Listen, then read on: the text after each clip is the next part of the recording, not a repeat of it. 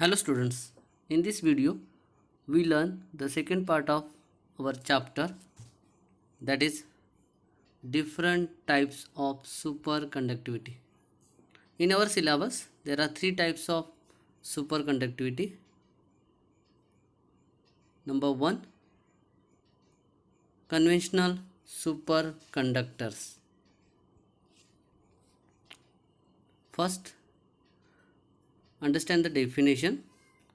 Those superconductors which require liquid helium for cooling are referred as conventional superconductors. It means the materials or the metals for conversion of conductor to superconductor, they require liquid helium. Then that metal or material is called conventional superconductor. Now students, for searching the superconductors at high temperature, it is found that niobium element has the highest critical temperature ranging from 9 to 50 Kelvin. We see the some example of alloys or compounds of niobium with critical temperature. So the number one is niobium tin. So it is Nb3SN. They act as superconductor at 18.3 Kelvin temperature. So from discovery of mercury act as a superconductor as 4.15, it is raised to 18.3. Then the niobium germanium Nb3Ge 23.3. Then niobium aluminium Nb3Al 17.5. And number 4 example, niobium nitride NBN 16.0 Kelvin. In this table, out of 4, this 3 example is also called as A15 compounds, having A3B stoichiometry relation between two metals. So A3B means A is niobium metal and B means different elements in a alloys or compounds.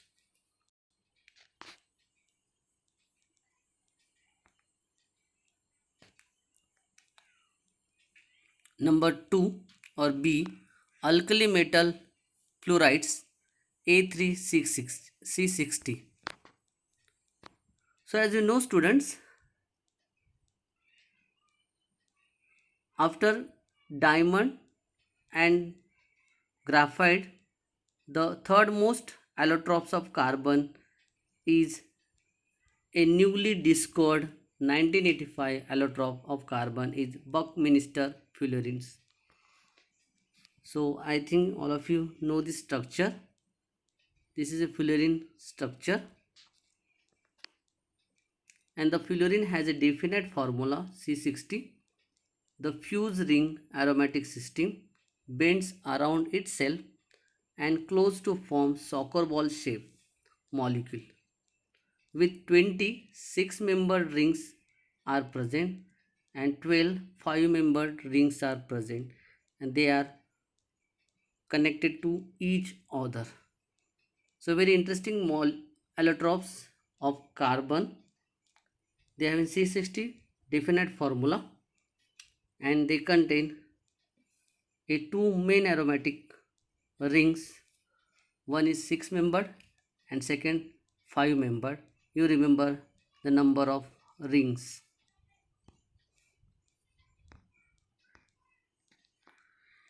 In fullerene, there is a room inside the hollow balls for metal ions, alkali metals. In 1991, Compounds of fullerene had been reported to possess a remarkable properties of superconductor. After discovery in a 6 year, the application of fullerenes is observed, which is acting as a superconductor, and you just see that inside the fullerene there is a large space, or we just call room, is present. They must be react with the metals, especially alkali metals. Then that compounds is called alkali metal fluorides. We'll learn more. The C60 molecule packed in FCC structure with A, the length of edge of cube is equal to 14.2 Armstrong unit, and the radius R is equal to 3.54 Armstrong unit. And this leaves a large vacancies enough to accommodate dopants of small radii. So if you just remember from the simple semiconductor concept, dopants are that compound which are placed, or which are merged into the different materials and form a new molecules. So that addition of that compound is called dopants. So the doping of thin film in C60 and 670 fullerene compounds, fullerene with alkali metals, then it is called alkali metal fluorides. Doping with potassium gave a maximum conductivity of 450 per ohm per meter. Starting with x is equal to 0, the conductivity of Kx C60 rises exponentially as x increases up to the value of 3, that is K3 C60. So by doping the potassium metal in C60 and C70, it give a maximum conductivity. The value is given, and that R increases exponentially as x increases. The conductivity value also get increases. Bulk sample of rubidium C60 have been reported to show a superconductivity of about 30 Kelvin. So the next part of the scientist is to discover the superconductivity phenomena at room temperature. This is our main research still to continue in the research community. And the last types of superconductor is a high temperature superconductors, HTSC. There are two types of superconductors. Very simply they are classified. Superconductors whose critical temperature is below 77 Kelvin are known as low temperature superconductor, indicated as LTSC. And the superconductor whose critical temperature is above 77 Kelvin are known as high temperature superconductors. So we learn more about these superconductors. In 1986, Bednorz and Muller developed a ceramic material of lanthanum, barium, copper and oxide having critical temperature is 34 Kelvin, which was a Nobel Prize discovery. So you see that from very low temperature, the superconductivity phenomena observed in high temperature also.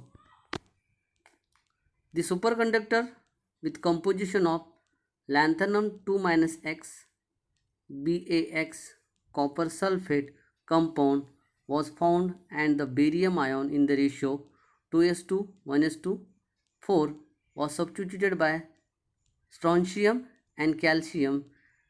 There is a critical temperature raised nearly 40 Kelvin. So it is a high temperature superconductors.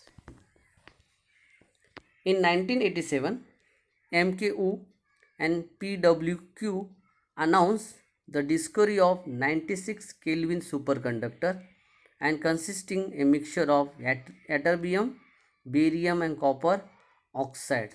So it is just move towards room temperature. So best discovery announced by these two scientists. Now student, the last part of this chapter is application of superconductivity. So we just see one by one. Number one, the power transmission using superconductor. It is slowly applied in electricity field. You know that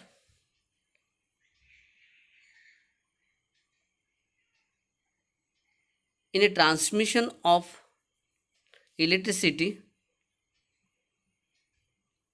in AC current, that is alternative current, high level of transmission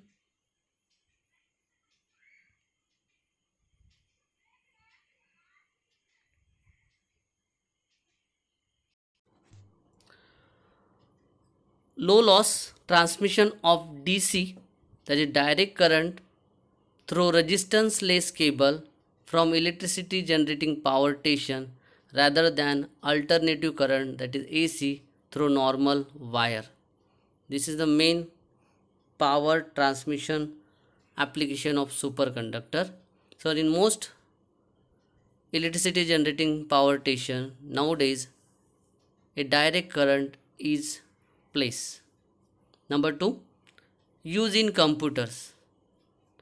Students, one difficulty in miniaturization of computer chip is to get unwanted heat. So all you know, the laptop, mobiles, after a long use, they get heated. And if in that devices, if you place superconductor,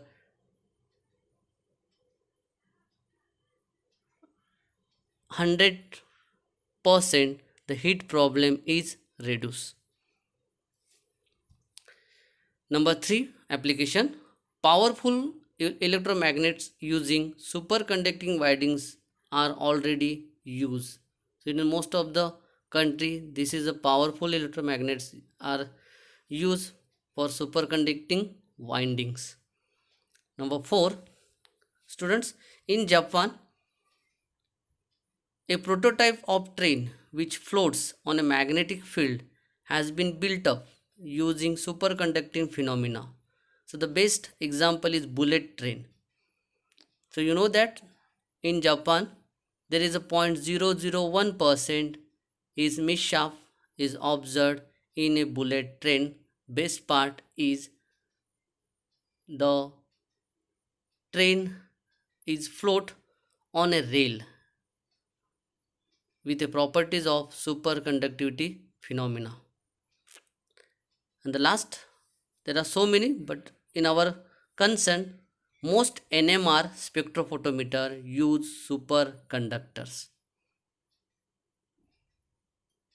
Students, in this way, we complete our second chapter, that is superconductivity.